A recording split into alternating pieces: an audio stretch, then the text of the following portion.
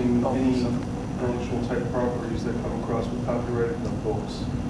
We're trying to avoid it, but so, you know, if we partner with self-publishers, I mean, we would have like an implicit right to publish their work through our application. Fairy tales and nursery rhymes, those are pretty much up for grabs, but you have to provide your own illustrations, which are important when it comes to children's books. So we'd like to see if there's any way we can find a publisher who has content that would be willing to partner with us, and we can just kind of provide the technology that takes their content and puts it into an application form. They're going to show you a demo too, so we're not completely done. Yeah? I don't have an iPhone, sadly, but I do have kids, and that idea of handing that over to the kid really scares me, particularly mine. I'm wondering is there any consideration, or is it just standard on these applications that you would have like a locking mechanism, so there'd be a way to keep them from exiting? Right, like going through your emails and... Yeah. You want to talk about that? Yeah, Apple has, they've basically said publicly that one of their major considerations with the iPhone SDK, and apps on the iPhone, is that first, foremost, and most importantly, it's always, always, always a phone, which means that they don't want to let anybody lock it down so you can't use it as a phone, which means that developers like us, we can't access any way to prevent that from happening.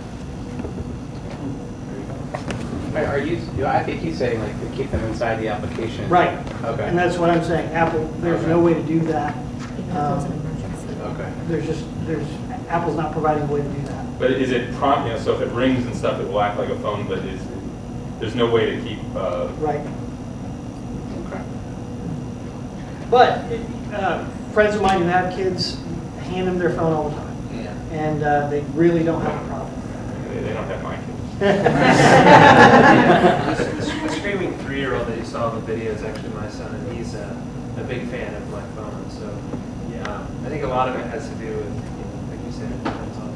I don't have any kids, and I carry 3 kid iPhone apps in my phone at all times. There's other kids. Are you? We talked about your marketing. Like, have you given an iPhone app to a kid today? I have a question. It's great too because so many people are carrying their phones with them at all times. You don't have to carry around their Game Boy, their Leapfrog, all their books.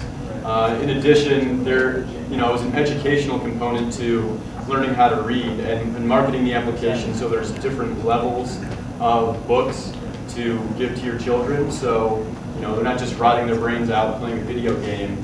So we think a parent is also more likely to want to push an option such as reading versus gaming. iPod Touch is sort of like the new portable DVD player for vacation too, at least among some of my friends.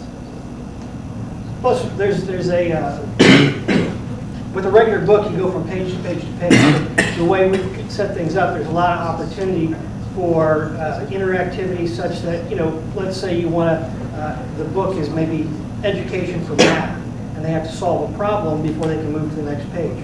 There's a lot of things like that we can do with this platform. What we found out.